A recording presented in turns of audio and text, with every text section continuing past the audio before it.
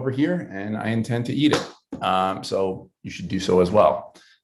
Really excited for tonight's conversation, where we are going to get right into our subcommittees for this task force. I did want to mention briefly that today we really began the citywide, agency-wide trainings as part of the Healing City Act legislation. Today we had our first training with the Enoch Pratt Free Libraries, and we heard from Dr. Lawrence Brown, who wrote The Black Butterfly, and he spoke about race-based trauma and Baltimore's history of segregation and violence, particularly against Black communities. It was a really good start, and we are excited about what's to come. And we're excited for tonight because, again, this is where the real work gets going as we get into these committees. Last week, we found out who was in our committees. There's been a little bit of movement, a little bit of shuffling, but all in all, we are in a really great space. Tonight, we are, like I said, going to jump right in. I'm going to start by just sharing who the committee chairs are.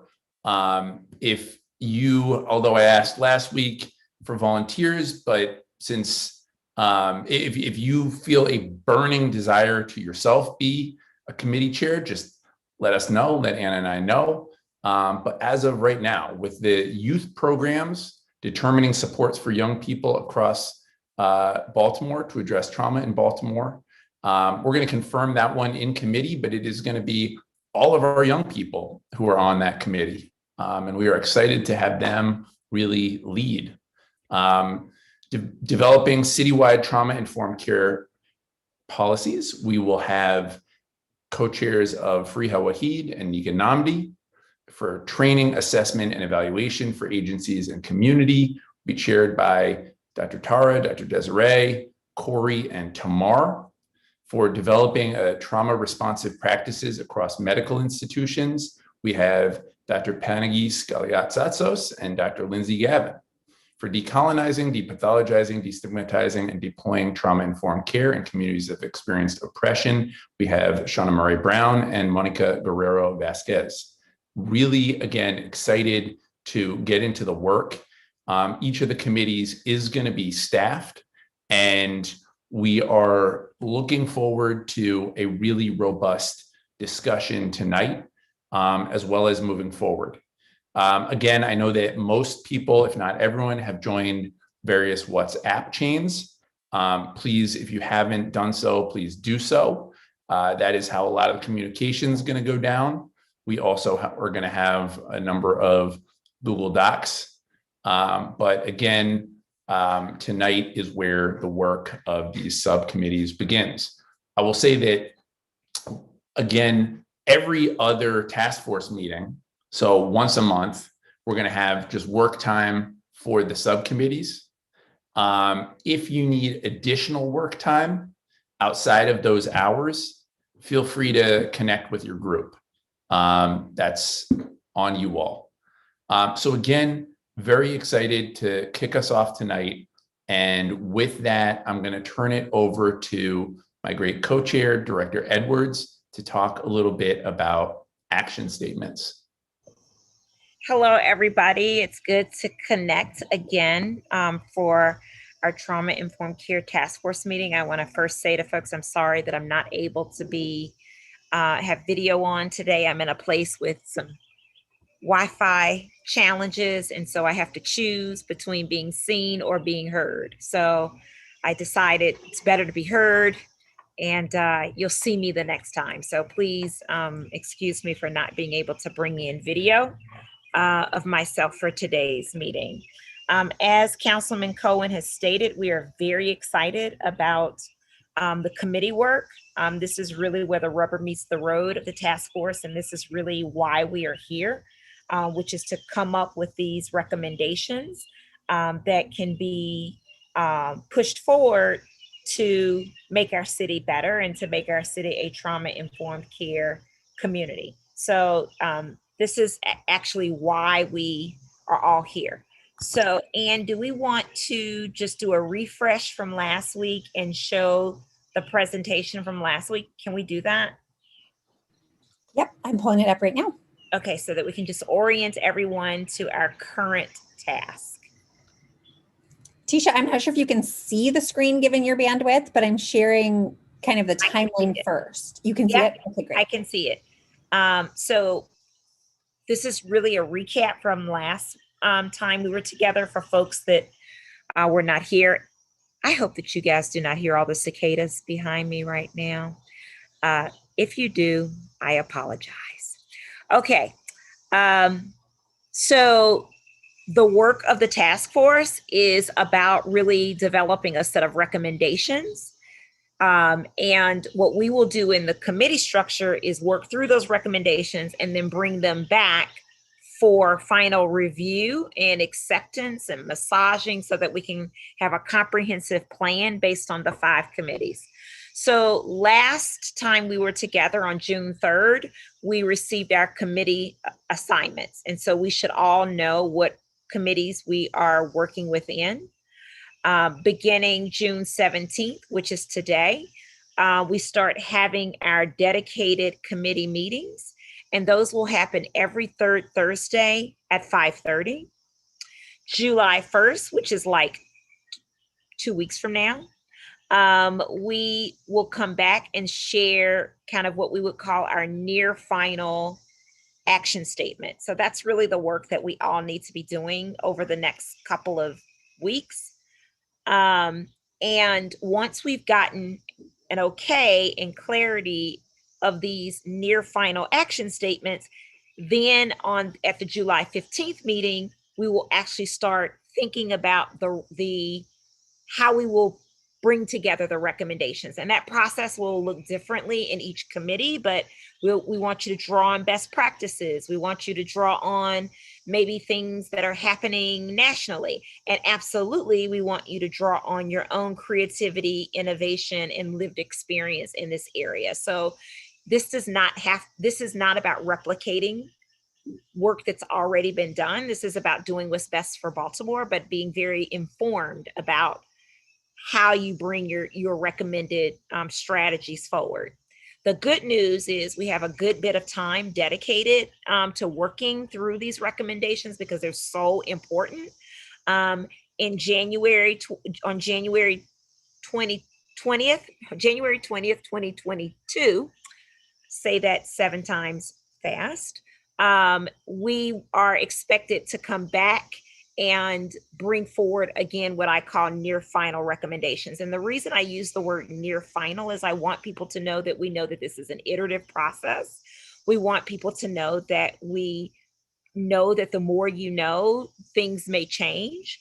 We have to start to begin the process, but I really don't want people to feel like they're locked in and that this will grow and it will be organic, and it's okay if we don't have everything baked at these exact moments in time, but we all should be working with an agreed upon timeline. Next slide. So what is the thing we need to work on right now? The first thing we need to work on is each committee developing an action statement. And this action statement is important because it makes sure that everybody in the committee is on the same page about what you're working towards. We want to come to some common agreement, at least at the committee level, that we know the problem we're trying to solve, we know the opportunity that's in front of us, and we have a sense of where we're going. It's really it's an opportunity for clarity and to think through and talk through how do we focus our recommendations, because your recommendations are going to be in support of your action statements. So this is really about clarity and setting parameters and focus within your committee. So a lot of conversation. And then the committee is going to share that out so that it can be further refined if needed with the task force as a whole.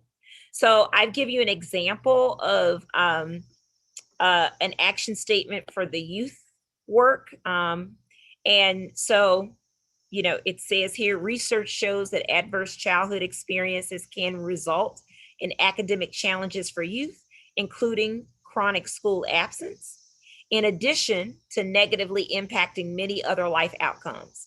Systemic racism drives a lack of equitable access to coordinated physical and mental health services and perpetuates a cycle of dysfunction that denies too many Baltimore youth the chance to heal and succeed in school and life. The work group will recommend key strategies that seek to normalize youth mental health awareness and increases investments in youth programming. So I've stated the problem. The problem is adverse childhood experiences. How are those adverse childhood experiences affecting youth? It's affecting them academically, and it's affecting their overall life outcomes. I'm lifting up that systemic racism is also a contributing factor to this inequitable system that young people are living within. And our work group is going to develop strategies around mental health awareness and addressing the disinvestment and finding ways to increase investments in youth programming. So now, and this is a draft, my committee has not agreed to this, but this is an example. So this would then set the stage for us to be in agreement. Yes, this is what we're going to work on as a committee. And our recommendations would be aligned to this particular action statement. So that gives you a sense of like what we're expecting from each committee. Next slide. What are some of the guiding principles for this work that we're going to be doing together? Number one, we want it to be collaborative. We have an amazing task force. We have been very intentional about who we've brought to this conversation to represent Baltimore. So we want to harness that expertise, that knowledge, that energy and commitment to this work. So this is not ran by one person in a committee. Everybody needs to contribute. Everybody needs to participate. So this is collaborative.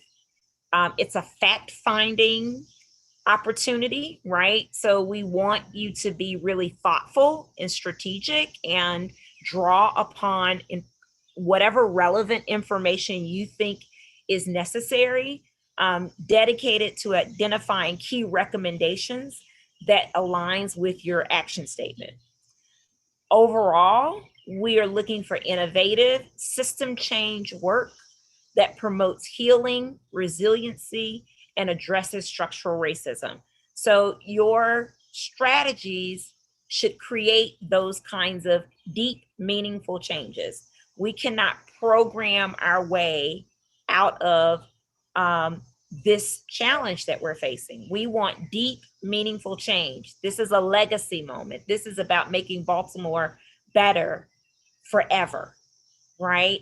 Just like all of the things that we've talked about from the past have gotten us here, we want to be just as intentional in building a new reality and new systems for Baltimore that 10 years from now, 20 years from now, people will look back and say it is because of the work of the Trauma-Informed Care Task Force that Baltimore is in fact a healing city. So that's how big we have to go and think in this process. And we have a commitment to come back to you in July with templates around the final recommendations. We didn't want to put the cart before the horse. We didn't want you to start getting, obsessing about recommendations yet.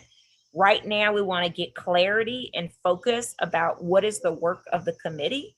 And we want that to be articulated in the action statements, but we will come back to you for a template for your final recommendations, but we're just not there yet. All right, that sums it up, I think. And Councilman Cohen, did I miss anything? No, Director Edwards, Tisha.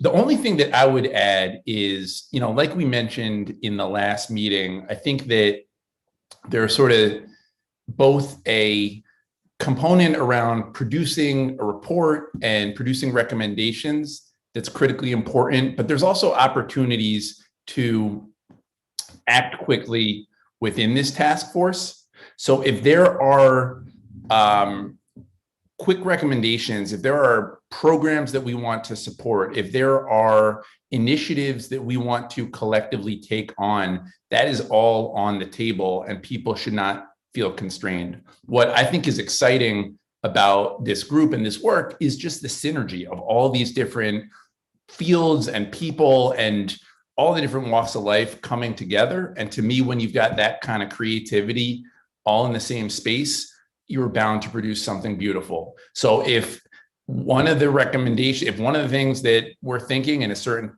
task force subcommittee is, you know what, we need a program to support or better support uninsured people to be able to get mental health care. There is no reason why that subcommittee shouldn't begin to put that together. If we come up with something in the policy group where we say we want to begin to implement such and such policy, we've got at least 3 legislators on this task force, Councilmember Odette, Delegate Regina, and myself. And so we want everything to not just be a report, but to be actionable. And if we can get going on any of that, I say we do it. So with that, really excited to kick it off.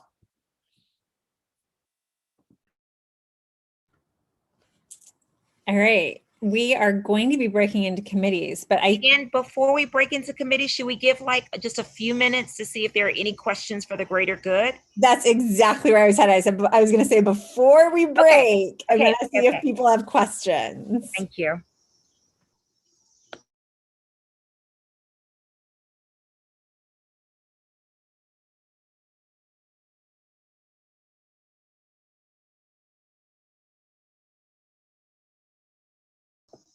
This is such a smart group. I'm hearing none, which means we are all clear, which is great, right? So, and unless someone raises their hand in the next 10 seconds, people are smiling. That's a lot of pressure. That's a lot of pressure. This is Monica. Well, if you don't, yeah, go on. Yeah, so I have a question about the feedback, and I'm sorry if I missed that. I told Anne that I'm switching locations right now. Sure. But my question is about getting feedback. I think I mentioned this in our last meeting, that if we come up with a set of recommendations, or if there is anything where we are, as a committee, get stuck on something, what will be your advice in engaging other groups or engaging community members? It will be extremely important for me to ensure that what we're coming up is actually something that community members agree on or can be part of.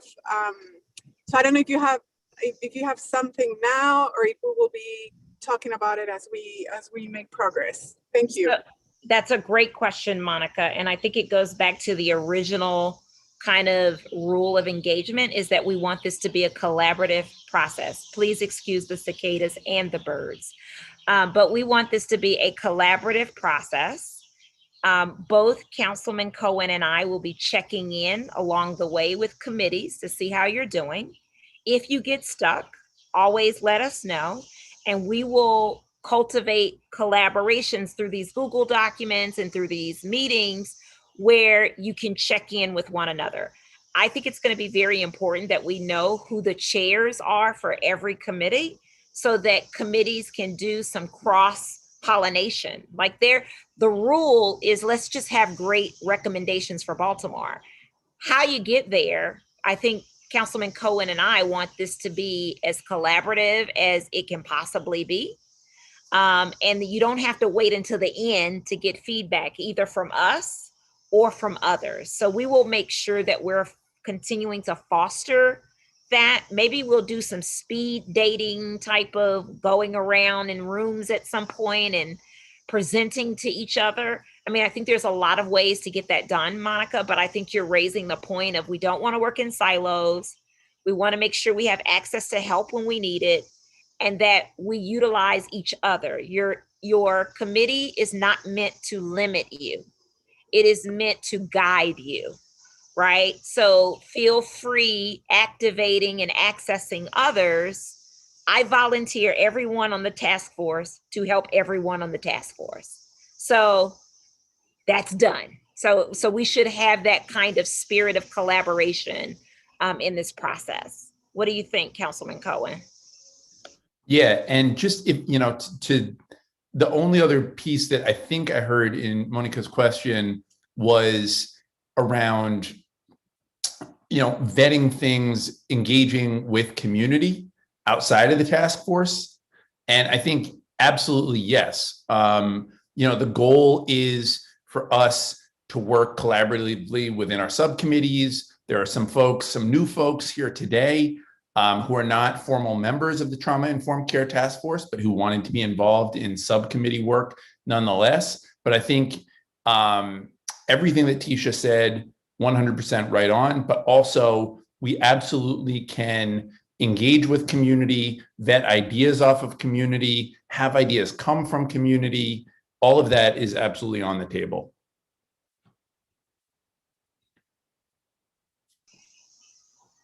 Thank you, Councilman Cohen. Thank you, Monica. Are there others who have questions for clarity?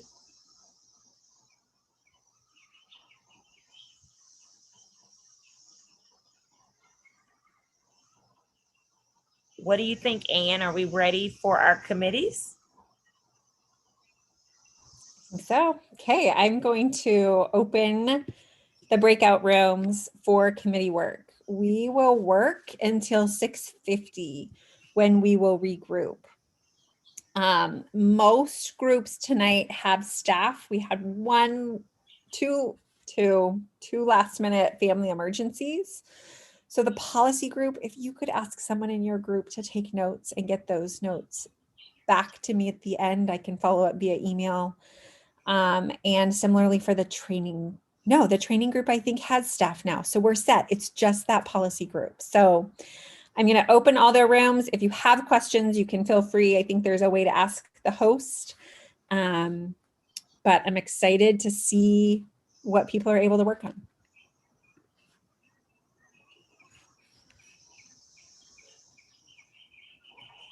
As a quick note, the medical group is not actually breaking into a breakout room. You will stay in this main room and you are featured on the YouTube channel. Dr. Panagis has several interns that wanted to tune in tonight.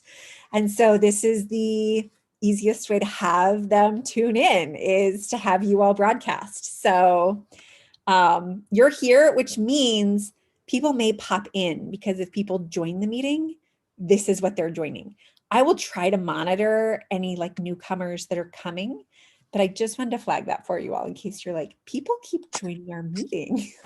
No worries. I think Lindsay and I love that. So good to know. Thank you. Awesome. All right. And I was put in the wrong room. Oh, this is my group. Mm-hmm.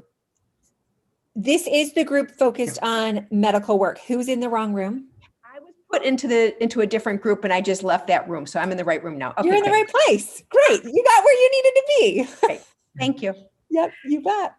And if folks come in and do need to join another committee, are they able to select a room? Should we tell them to message you? Like, how do we have a message them? Me? I'll watch that. It'll alert me when there are people unassigned. So I'll try and keep an eye on it. So, all right.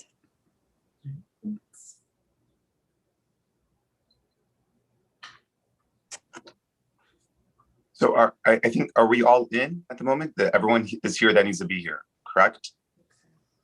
Perfect. Lindsay, good to see you in person and not just the voice. Yes, nice to see your face. Lindsay, should we just go around and just make sure we can all introduce ourselves? Is that okay? Yeah, sounds good. I'll call on one individual and then, well, actually, I'm going to make it really easy. So I'm Panagis Kaliatsatos. My pronouns are he, him, and his. I'm a pulmonary and critical care doctor at Johns Hopkins. But I went, my alma mater for medical school is University of Maryland. And I see Dr. Suzanne Owen, who may not remember me as a medical student, but I remember him and his compassion that I try to model every day. Do you want to share with the group who you are? Sure. I'm Steve Zinn. I'm a pediatrician. I'm also the chair of the Department of Pediatrics, as well as the director of the Children's Hospital. And I'm really excited to be part of this. And I've learned a lot just by listening. So we hope to be able to help. So I'm just very excited. So thank you.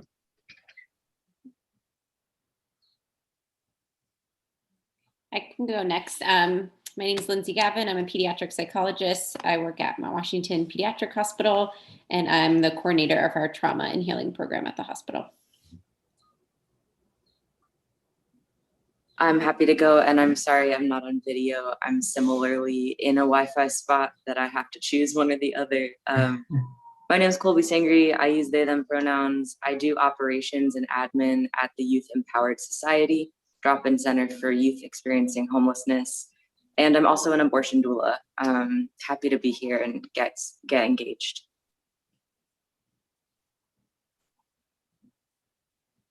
Well, I'm Chris Scardamaglia. I am an assistant professor over with the Child and Adolescent Psychiatry Division, University of Maryland. But I'm not a psychiatrist. I am a psychologist. My background is in school psychology, and I've worked both pretty extensively in public schools and juvenile justice systems. And most of my work is currently with the National Center for School Mental Health. I'm Debbie Gross. I'm a professor at Hopkins. I'm a child psychiatric nurse, and I'm also the developer of a program called the Chicago Parent Program, which we've been implementing it in Baltimore City Public Schools to support parents raising young children and deal with trauma as well as parenting strategies.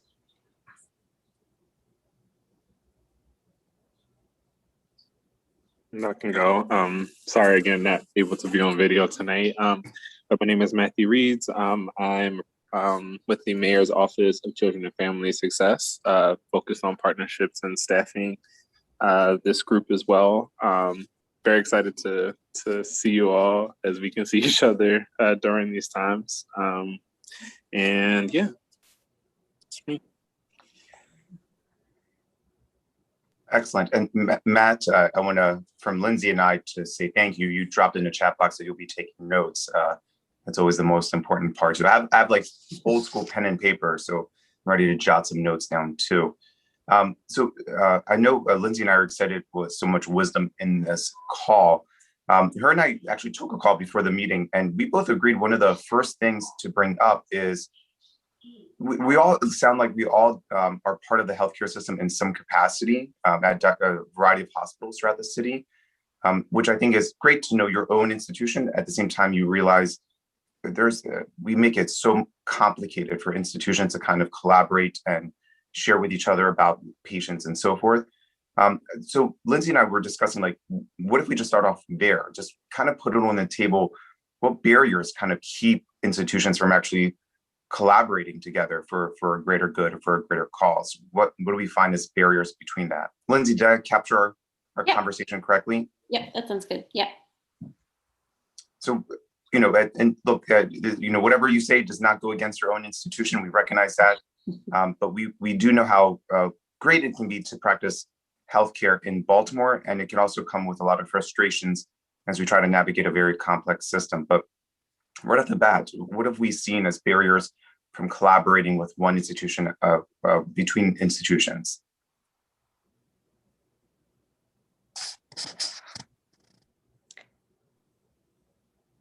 For me, the first thing that comes to mind is just even understanding who's out there to collaborate with.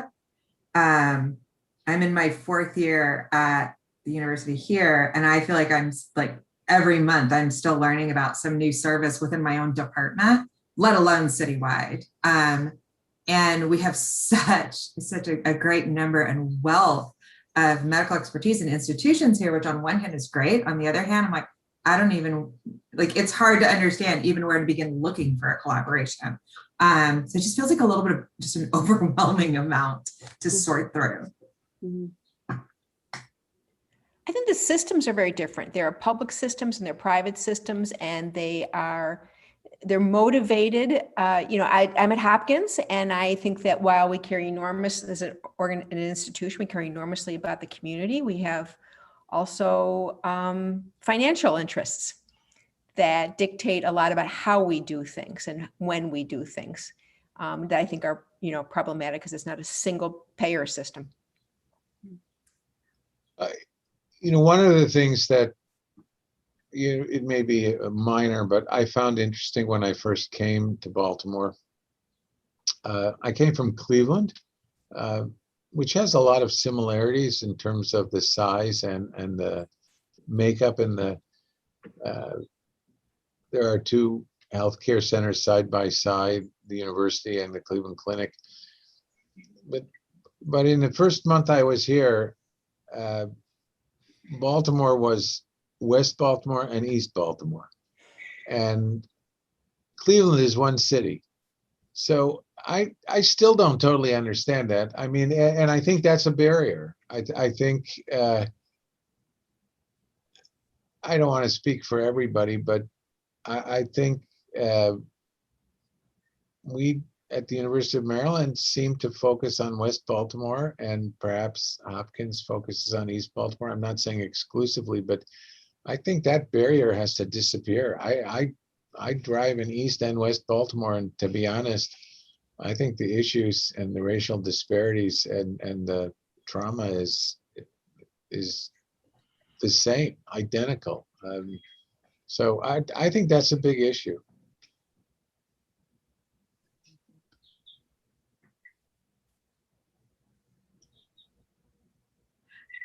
Which makes me wonder about sort of the intersection of what Debbie's talking about and what Steve's talking about, that Baltimore just itself seems to really operate neighborhood by neighborhood. So there's this sort of tendency toward compartmentalization. And then you have such a large number of institutions, everybody with their own financial interests, you know, needs. And it feels like everybody sort of carved out their part of town.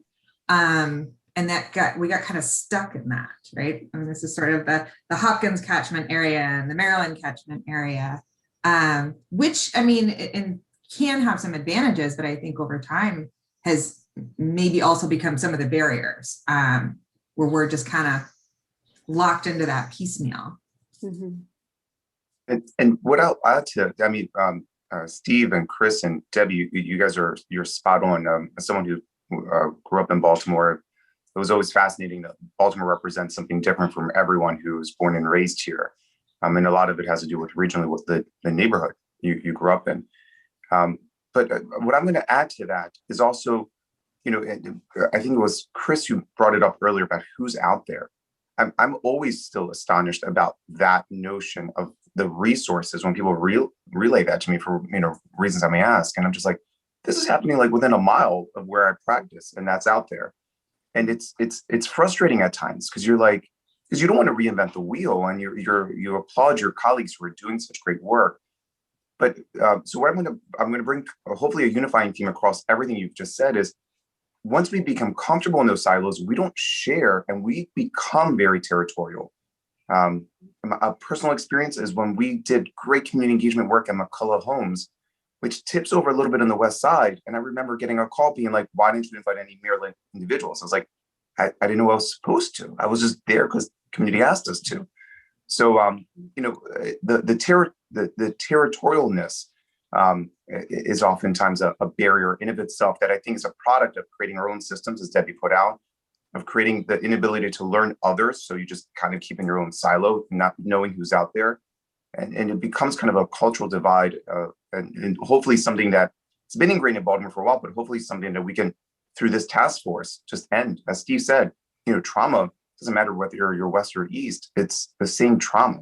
Mm-hmm. So I think that's one of the things we can look forward to breaking down, because if we can model breaking down the institutions silos, maybe that's a model for just Baltimore in general. Mm-hmm. Mm-hmm. I agree with what everyone's saying. And I would just, I'm going to add too, to like the relationship piece between institutions and community members.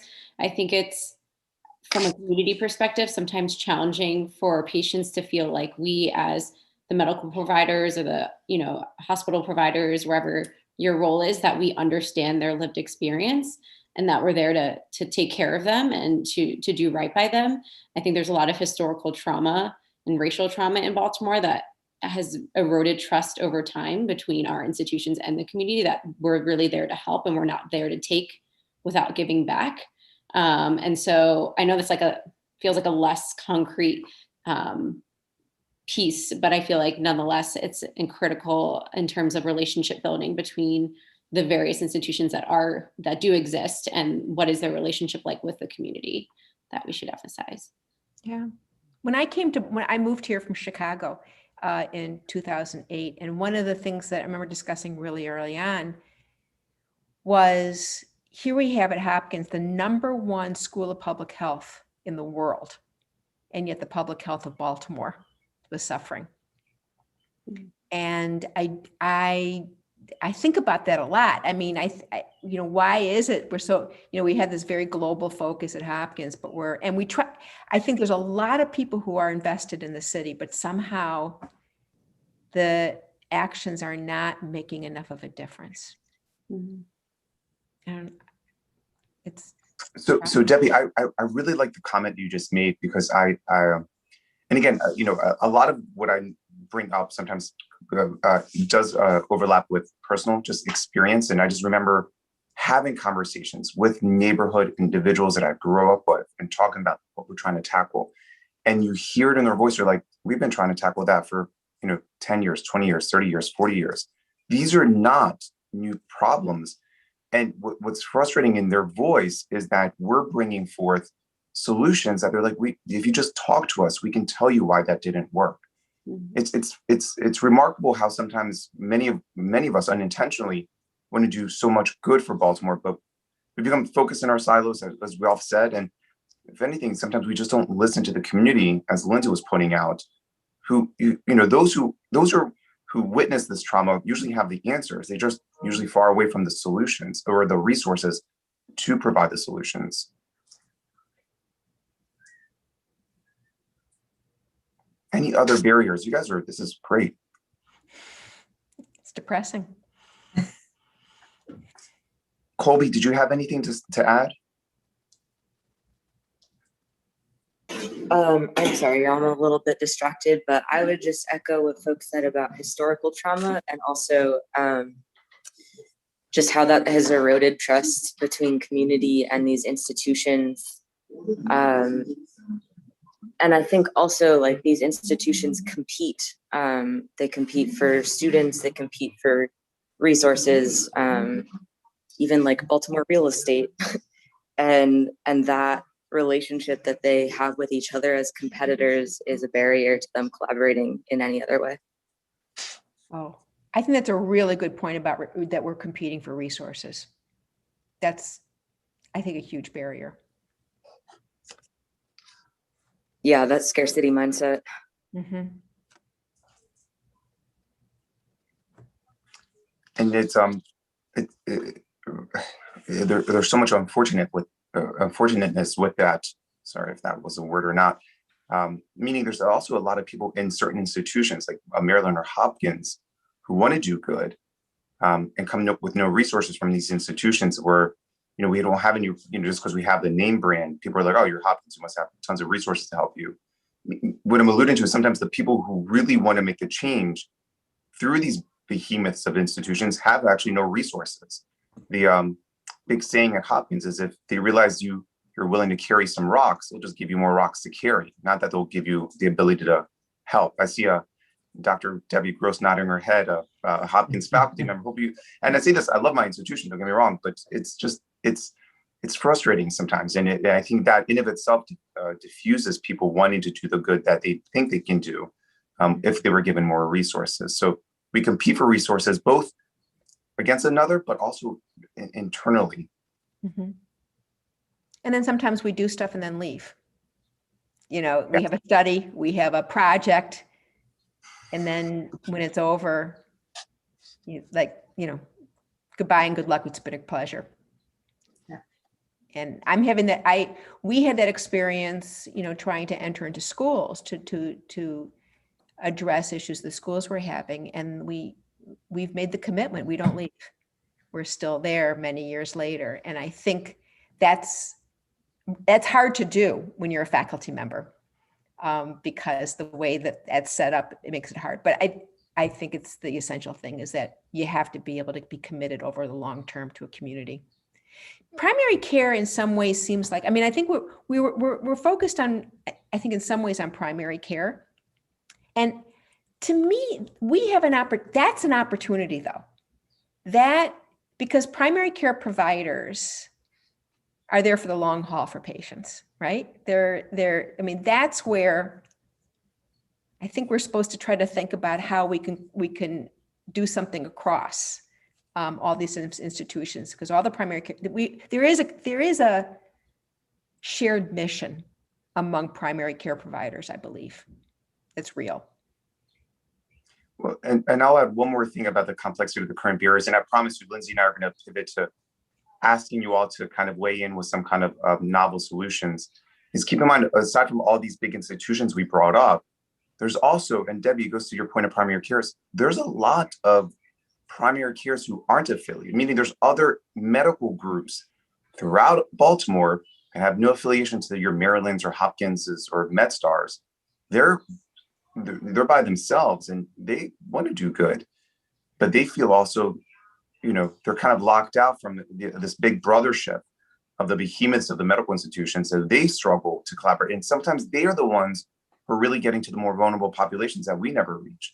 So I want to make it cognizant, when we brought it up in this task force, working with all medical institutions, that hopefully we recognize it also does mean, your local intimate primary care offices who are working in, Sparrows Point, I think that's county, sorry, who are working in like Highlandtown area, we're working in Sandtown, right, who've been there for years and just aren't affiliated. Sometimes that in and of itself creates a barrier for them. So just making sure we recognize it's medical institutions, big and small. So, I just want to add one other thing to this part of the conversation. I think a big barrier is trust. The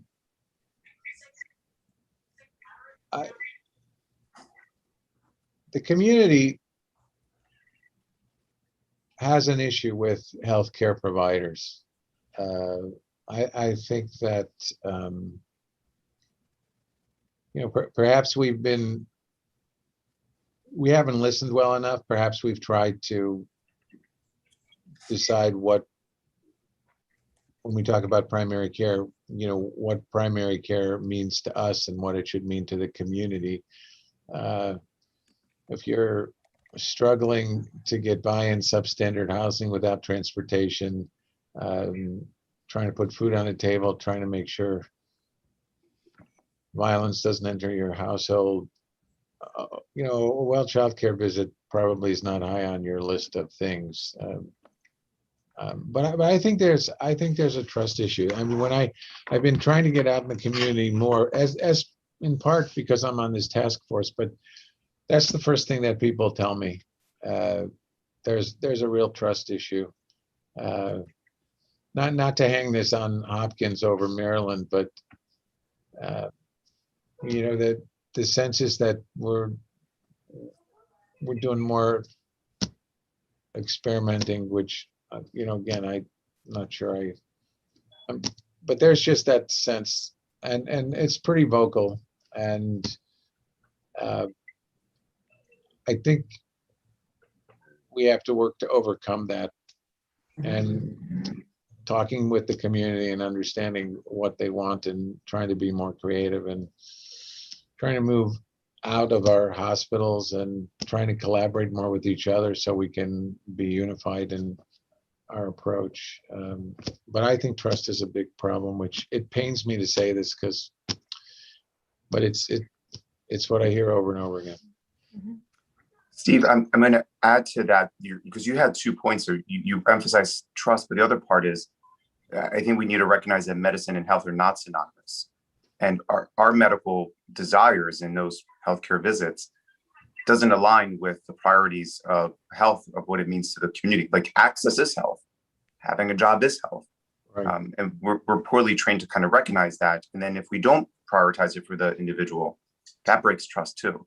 So it's both lost and found. But what medicine does and what medicine prioritizes, the community just doesn't feel like it aligns with even their goals. So I think, that's another component that it's an internal one sometimes, but it's one that I think can transcend this conversation, because I think trauma necessitates that. Trauma right off the bat, I think, kind of grounds us to being more humane and more listening and needing to assure that we have trust in order to kind of tackle a very sensitive topic. Great point, Steve. Lindsay, do you think, oh, go ahead, Chris, go. No, please go ahead. No, I was just going to turn to my colleague, Chris, Lindsay, to see like any other thoughts on her end, but Chris, by all means, No, just go for it. One more thought, again, Debbie and Steve are kind of combining in a way that we have a pervasive issue largely in the field that I think is showing up here, is that we are so grounded in one manner of research, which is very quantitative.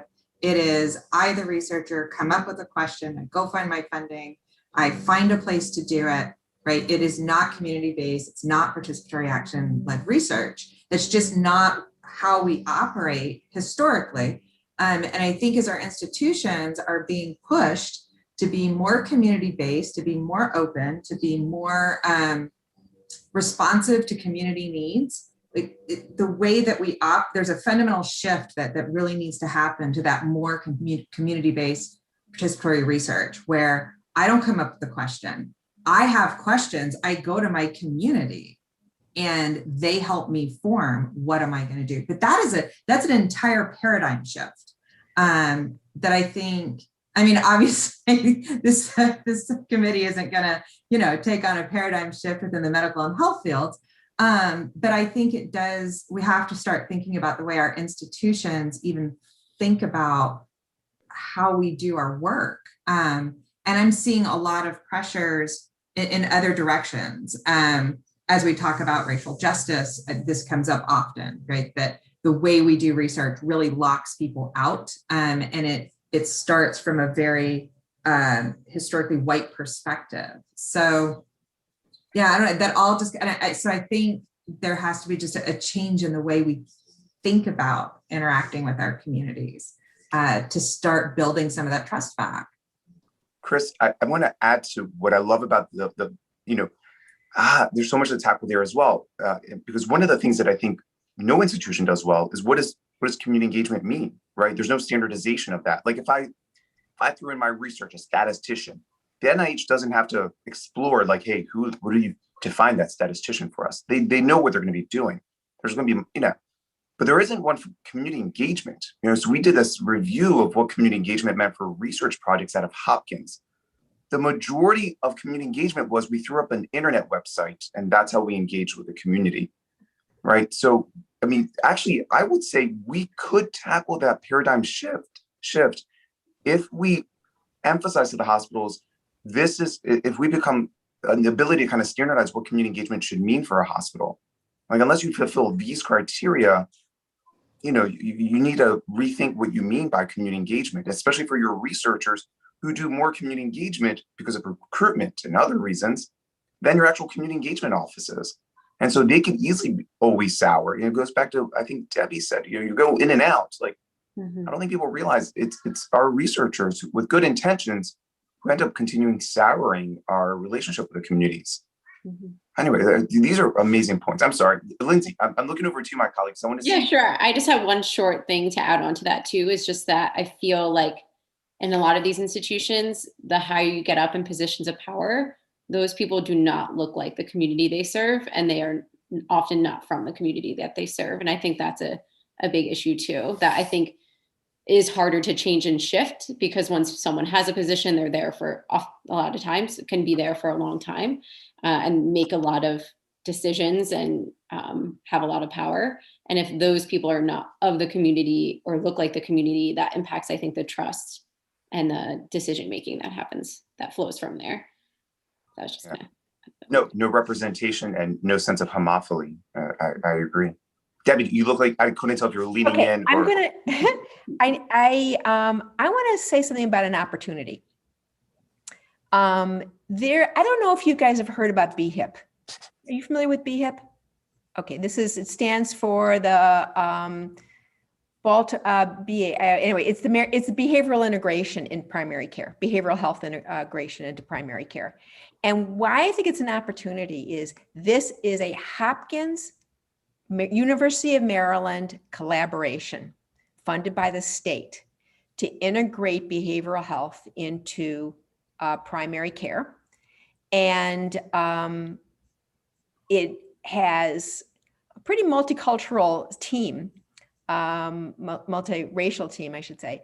But I don't know if they have a youth board.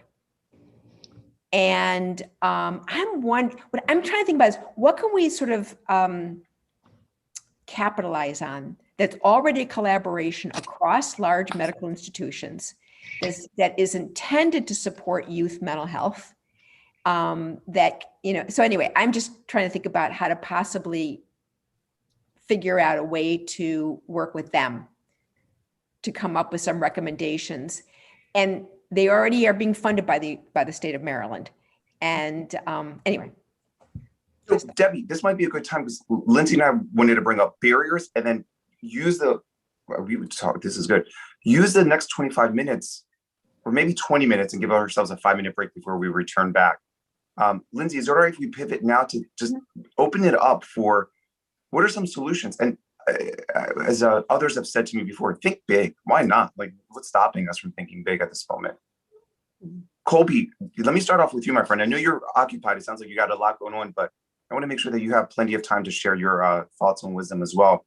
You seem to be community-based, but also touching on a lot of sensitive subjects. But what are some thoughts of solutions that come to mind?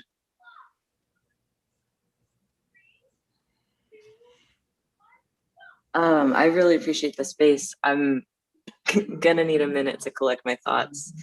Okay, no worries, my friend. No, I know I kind of just threw it at you, my friend. So no worries. Collect your thoughts. You know how to find us. We're right here in this room with you.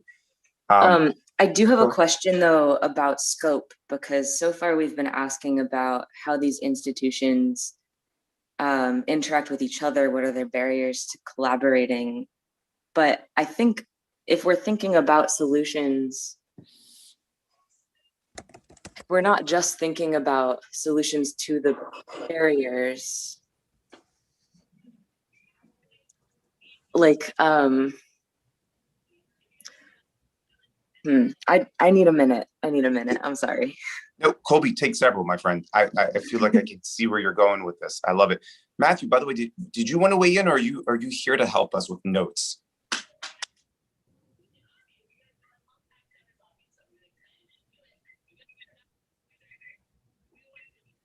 You're on mute, Matthew.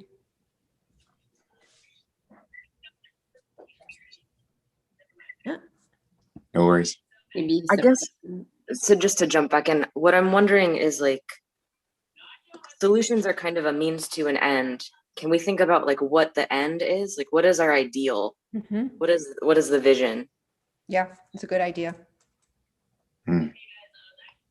Colby, by the way, solving that means, hey, we get a vision statement. I think that was one of the tasks we have. So I love that, because it keeps us honest. It keeps us grounded. And what do we hope to meet?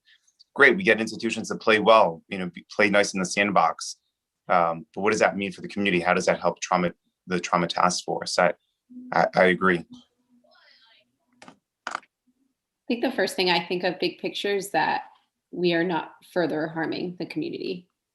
Like, we're not re-traumatizing the community that's coming to us for healing. I don't know how to further break that down yet, but just an initial thought. No, but I think that's a great point, right? Our inability to communicate, to be nice. I mean, how many times do we have to reinvent the same procedures for a patient to kind of re-explore that, as opposed to just picking it up where they left off with the last place to continue with their healing? That's a great point, Lindsay. I think as we move forward with this, I think the question about what's the ultimate end game here is an important one. Again, no real apologies, but my focus is on kids. And the end game may be different for different age groups. So we're not, this is not necessarily a pediatric initiative, but the end game for what we do for kids might be different from adolescents and young adults and adults. So, you know, the issue of ACEs and kids, that has lifelong consequences that we're now appreciating. But the issues for teenagers and young adults may be very different. So, you know, there may be some common threads throughout all of the ages that we can approach, but I think the an all-encompassing solution is a tall order. I think, but there probably are some opportunities for us to come up with the plans of proposals, approaches that would help communities, or help the community at all ages and stages. But the needs of the different age you know, Baltimoreans is something that I would hope that we would spend a little bit of time on. In your opinion, Steve, in how competent are pediatric primary care providers in creating trauma-informed, resilient-oriented practices for kids and parents? Yeah, so excellent question. You know, the Academy of Pediatrics, this has become a theme for them. If we get families to come to see us, we have very simple tools that can screen very quickly. One of them was developed by Howard Dubowitz at the University of Maryland, the SEEK screen. And so what we can do is, well, you know, one of the things that we can do, if we can get families to come see us, or if we can figure out how to go see them, is get a very quick read on trauma in the house, in the environment, and mental health. And then we can offer some advice and guidance, not solve it, not fix it.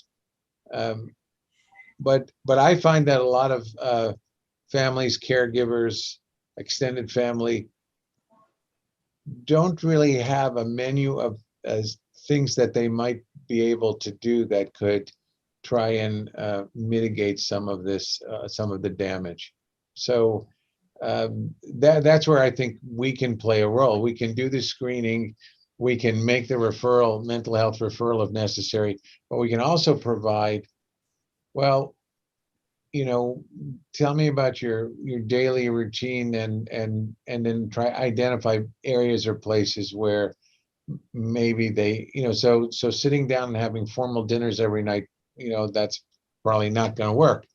But there are some little things that can be done and help the families, parents, caregivers change how they try and give some control back to the kids. I mean, that's what, and somebody raised this issue about not doing further harm.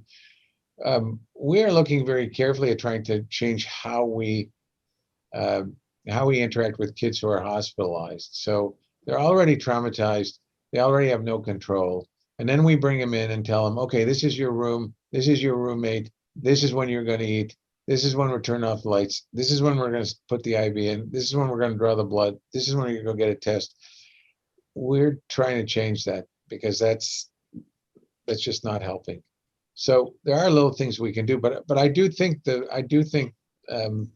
pediatricians do have a competency, not necessarily to fix everything, but to identify and make recommendations that can reduce additional damage and try and work with mental health professionals, psychologists to try and get more professional help. You mentioned getting the kids to come in and that being a barrier. Is that because you think that healthcare is still very, you have to come into the medical home in order to get any kind of care? You think, is that the barrier, or not being located where in a place where they can get to? What is the barrier there? Yeah, I'm trying to learn and understand that. So I've been meeting with barbers. I've been meeting with church leaders, just trying to understand and learn and listen. So, and some of you already raised this. Number one, despite all of our efforts with regard to diversity, we don't look like the community. That's been a pretty common response. Even though we are trying to improve the makeup of our physicians. It's a work in progress. The other thing is that, and this was also mentioned, although I may think it's important, families are just trying to get by. They're just trying to get by. And the last thing is, I think we've let the community down because we haven't shown up. I'll criticize my own organization, no one else's. But when we have these campaigns for community engagement, and we go out there and we give out 3,000 backpacks in August, and then we don't show up again till next August, that's just not helping us overcome the problems. But this is all new. Maybe it's intuitive to a lot of you. This is new information for me. So I'm trying very hard to listen and learn and see if we can't figure out how to fix this. But there are too many kids who don't get vaccinated, and on day one of school, there are literally hundreds of kids who can't start school because they haven't come in for the required routine vaccinations. But I'm sure there are others. But look, there's there's a lot of opportunity here, but it's going to take time. I know I supervise a very small assessment clinic, and the barriers are logistically pretty straightforward for a lot of my families. A lot of them don't have their own transportation. So now I'm dependent upon the bus, some sort of public transportation system running on time, getting me where I need to be, because I think the other, and I think this is a very knotty issue to even attempt to solve, is we have such rigid scheduling because we're all scheduled so tightly. You can't show up 2 hours late to an appointment and still, do everything that we had planned to do for that day. And yet, like there are just very real reasons why 9 o'clock didn't happen that day. I mean, the number of times I had one parent this past year, she spent just over 2 hours on the bus trying to get to us with a small baby and a toddler. I mean, what she went through just to walk in our door. We were able to be a little more flexible, honestly, because of COVID. We weren't packed the way we usually are. That she showed up, I think it was like an hour and a half late, but she did everything she could possibly do. And she was on the phone with me all morning, trying to figure it out. She called the week before, and I didn't have a better answer for her. And that happens a lot with my families. They'll call at the last minute and say, my childcare disappeared. Like, I had somebody to take care of my other kids. And now I can't show up, or the car broke down, or my job called. And if I don't pick up the shift, I can't afford to miss that day. So there's an issue with us not being able to be flexible when these kind of real world things come up. But I also understand from our side of things, when we're as packed as we are, because we have to be, it's like, I honestly don't have another appointment to give you right now. But yeah, I see a lot of just very basic struggle in that way. So going back to Colby's question about what's our vision, I wonder if one of our goals should be getting the help to where people are and when they need it. Right. Colby, did you want to continue weighing in? Debbie, I love that point, by the way. Oh, I'm sorry, did I interrupt somebody? No, No, I you was didn't. trying to, I wanted to make sure Colby, she left us on a cliffhanger saying, I'm going to collect my thoughts. So we wanted to make Yeah, sure. and just a reminder, I use they them pronouns. Yeah, yes. Sorry. No worries. So I do want to jump in because these insights that we're having about parents and families and the difficulty with childcare, just to zoom in on this one issue, like when I go to the gym, there is free childcare available for parents who are going there for their own health, so that they don't have to figure that out on their own, right? And like, can we imagine a hospital setting or a clinic setting where that resource is available? I don't know if folks have done that before, right? Just like throwing something out there. I think the other kind of thing I wanted to share about just like a vision is like, I want every single person who engages with a medical institution or a doctor to feel secure in the fact that they are going to be seen, heard, get the information that they need, and not leave in debt, right? Like be taken care of, and have autonomy in that process. And like, to be clear, my lived experience going to doctors, engaging with medical, especially Western doctors, because of my identities, I spend a lot of time in those appointments kind of proving my humanity and educating folks on issues that have nothing to do with why I'm trying to see them. And so I face barriers, right? And I am a white person, like I am navigating these contexts with so much privilege.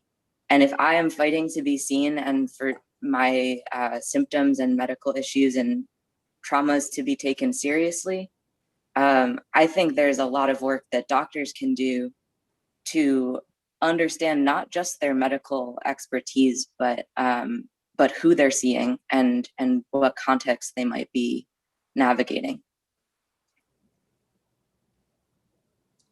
Colby, I wrote down what you said about proving humanity.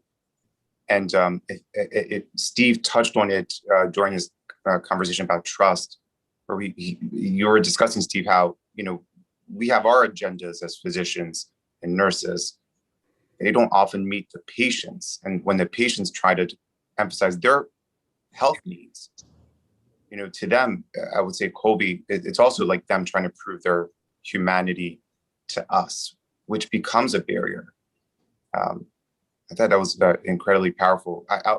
An example of my end is when I went to Armistead Elementary, right, far east side of Baltimore.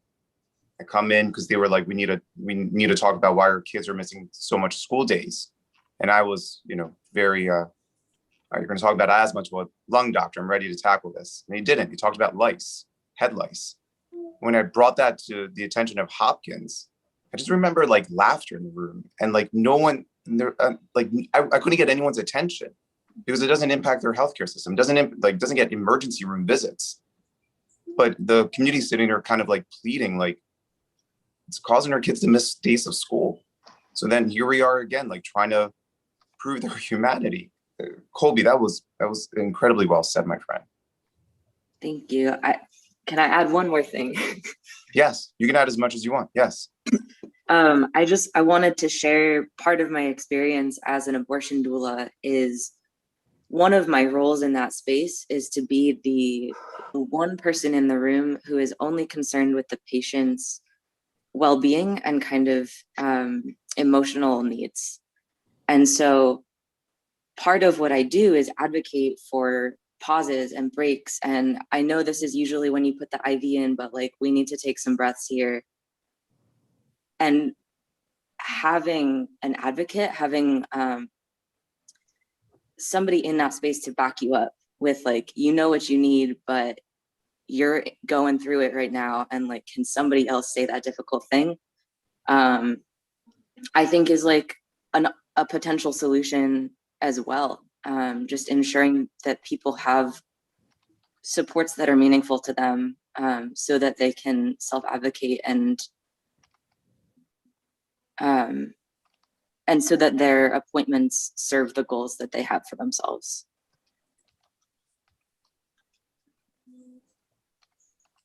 And I think one potential solution / challenge is getting everybody on board to buy in to what we're all saying. I think that we all see as, I mean, maybe pretty obvious to some of us about what needs to happen or where these solutions lie.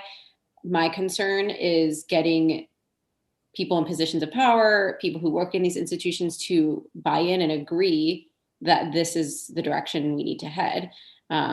You know, how do we get everybody to understand the humanity that Colby is saying, like that, to understand these issues that we need to address? Like, I'm not sure that everybody has that same goal and same vision in mind. How do we get everybody on the same page?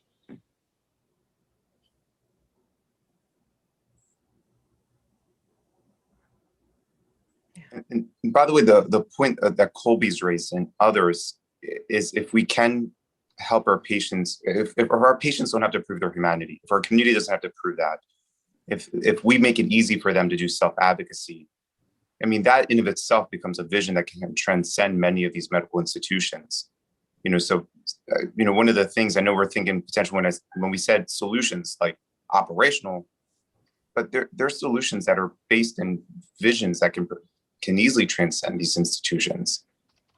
It is going to be a lot of talking to the power at B's. Lindsay, you make a great point there.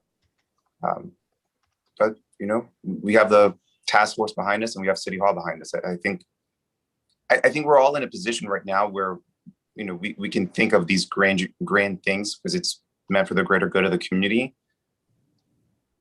We're welcome to finally. I mean, this is a safe space we can have these conversations and really see if it can come to fruition.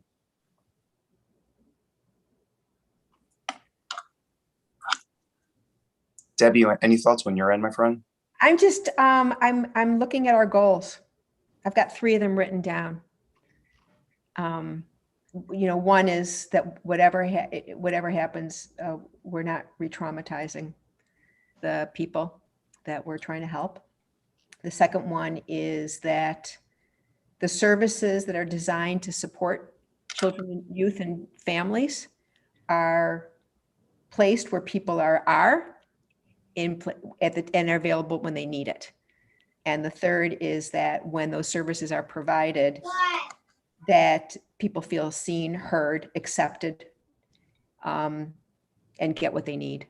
So, I mean, it's not very well said, but they're just these 3 goals that I think, you know, Colby's point in the very beginning was we need those goals to figure out what our actions are going to be. And I thought that's what I heard you guys, all of us say.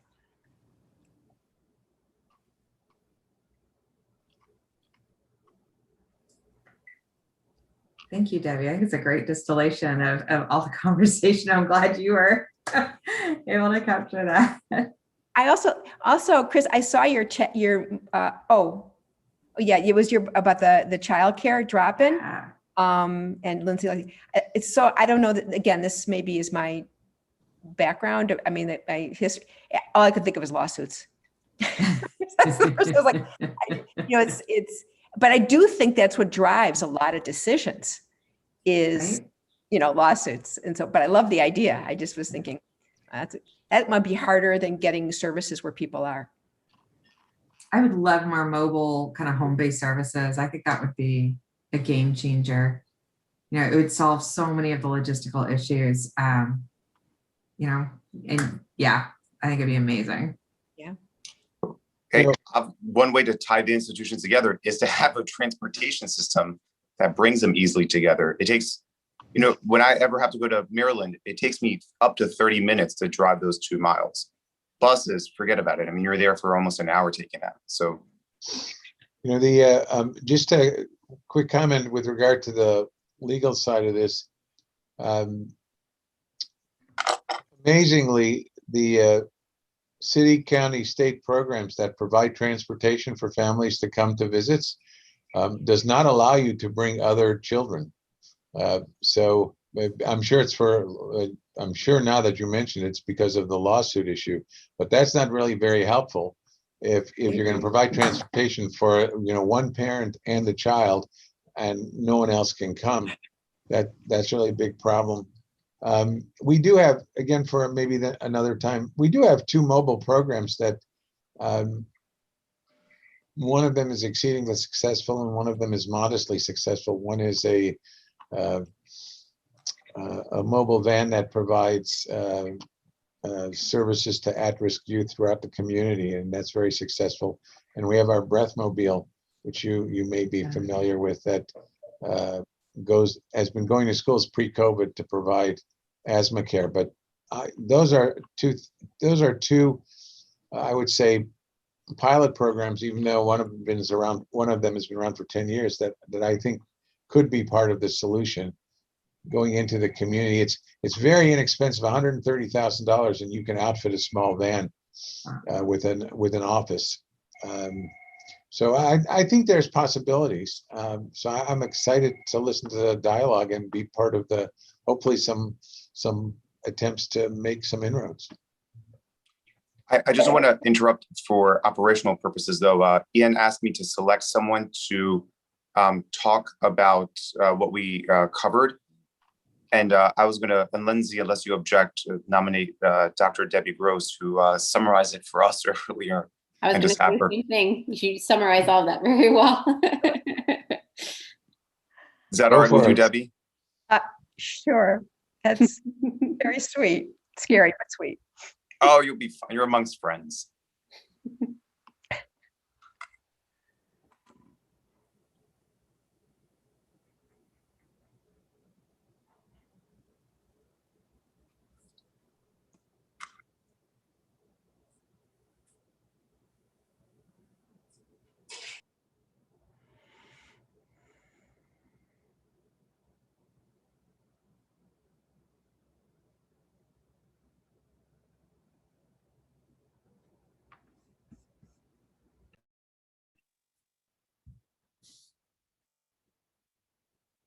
How's everybody doing? Good. All right, we're all back. All right. Well, our group was amazing. I don't know about you all's, but Tisha, Ann, should we do maybe just like if folks want to share in about a minute, either the statement they came up with, or if you're struggling with it, just generally what's happening with your group. And since I was in the group, maybe I'll take the privilege of starting with the policy group and having maybe Nika start by reading our statement. You're on mute, my friend. All right. Our statement, we worked through some things. It's a little bit challenging to get all of this dense information into 3 to 5 sentences, but this is what we have come up with so far. Lived experiences show and research confirms that apartheid and trauma in Baltimore are caused by and remain unhealed as a result of local, state, and federal policy. Unjust policies have produced staggering violence, hopelessness, poverty, disenfranchisement, abandonment, instability, disinvestment, criminalization, hyper-surveillance, and over-enforcement. The work group will recommend strategies to disrupt and dismantle policies that cause and exacerbate trauma while introducing new policies that address the root causes of social determinants of trauma and promote healing in the communities most impacted. Boom. All right. Amazing start. Do we want to go to the medical group? Okay, well, that's really intimidating what I just heard. So we're not there at the statement yet. What we did is we identified the barriers and then identified the goals to try to think, what are we aiming for, so we could figure out what it is we wanted to achieve. And so we came up with the barriers, the issues that we brought that were people discussed was a lot of mistrust, a lot of siloed care that is, I think, affected by a lot of competing forces and competition for scarce resources, and just a lot of history of mistrust. And so the three goals that we came up with of what we'd like to achieve is we want to make sure that the goals that we set, the actions that we have, address three things. One is that we do not cause more or re-traumatization of the people that we want to help, the youth and the families we want to help, that the services that are provided are located where people are and are available when they need it. And the third thing is that when services are provided from medical institutions, that the people being served feel seen, heard, accepted, and are able to get what they need and are cared about. That's as far as we got. That's really good. That's a great start. I was volunteered. Group, did I miss anything?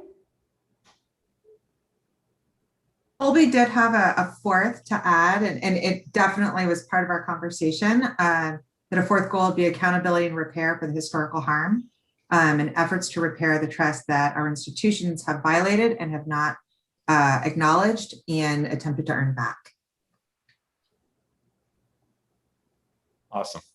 Very good. All right, rock and roll. Let's go to the youth group.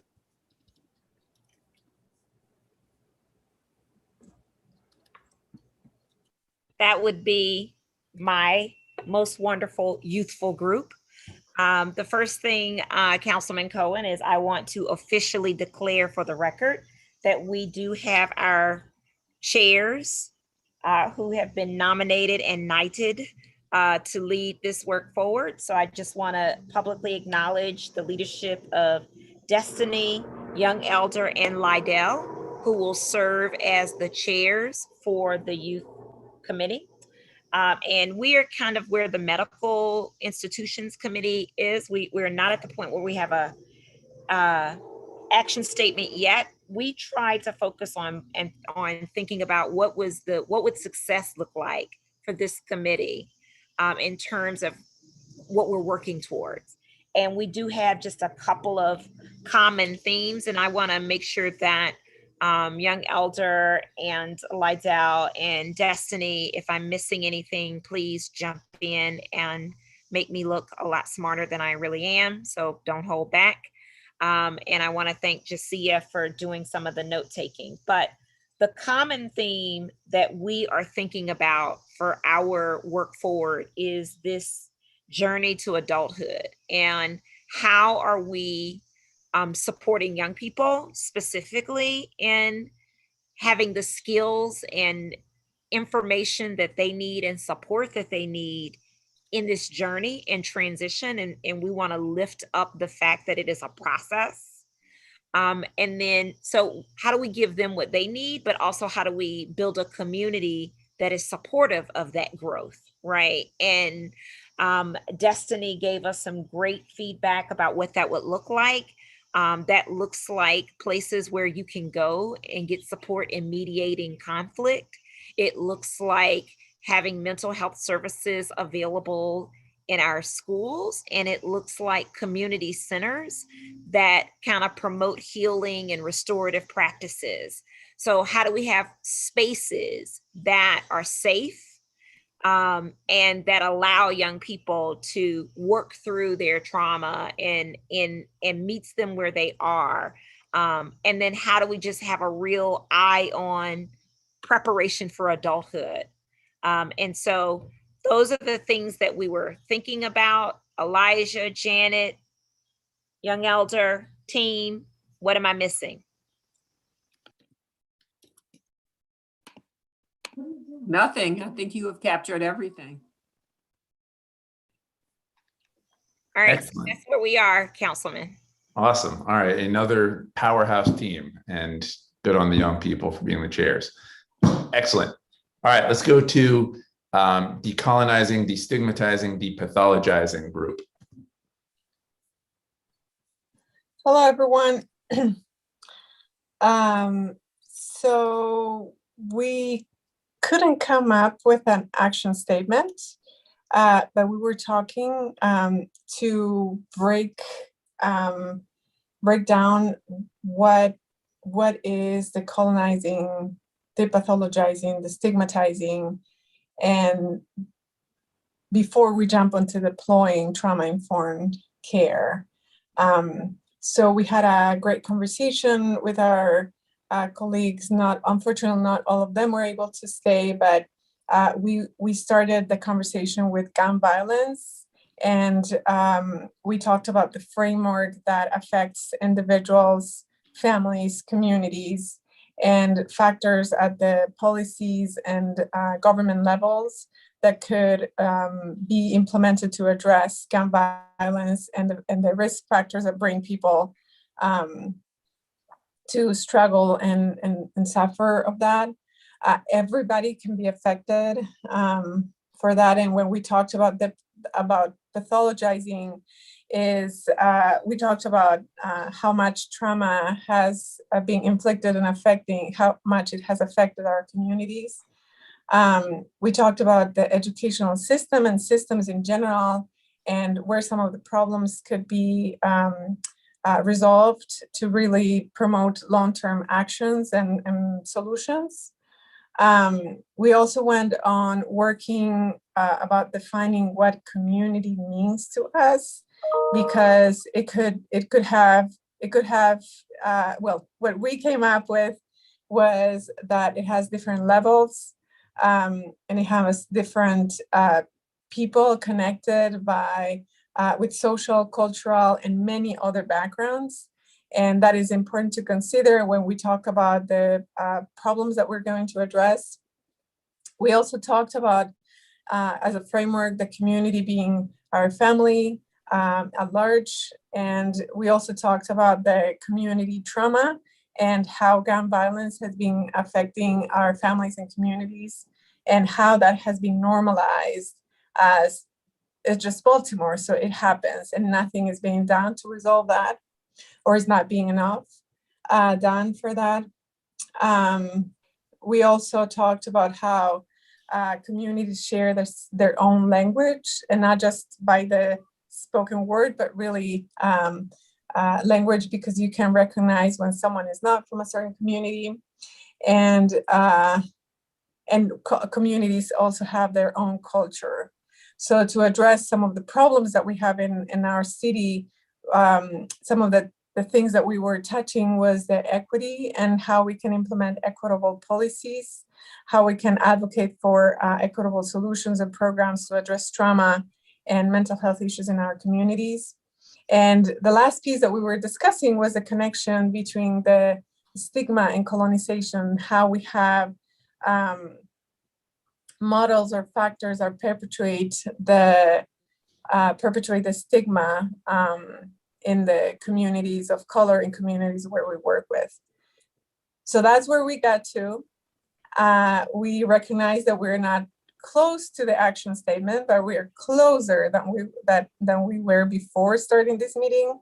And we will be planning another session, another gathering to come up with a very nice short action statement with solutions and goals that we're trying to achieve. But it was a very educational conversation. I learned a lot from my peers, and I really look forward to continue working with them.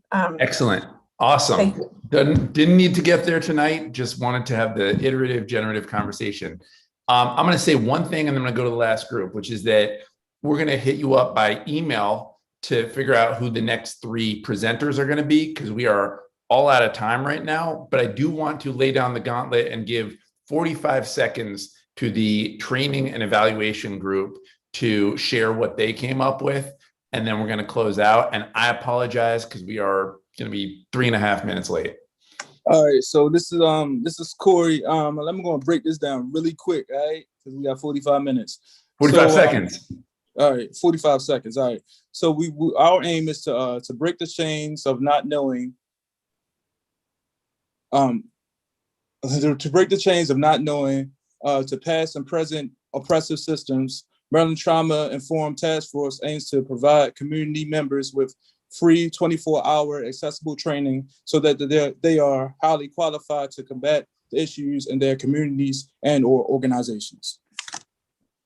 Excellent. Got it in 45 seconds. Amazing. Good work, Corey and team. That's what's up. All right. Excellent work, everybody. So excited. I'll see you in 2 weeks. And like I said, if you're feeling like I need to go present and share who I am, reach out to us. Otherwise, we'll reach out to you. So excited to keep it moving. Thank you, everybody.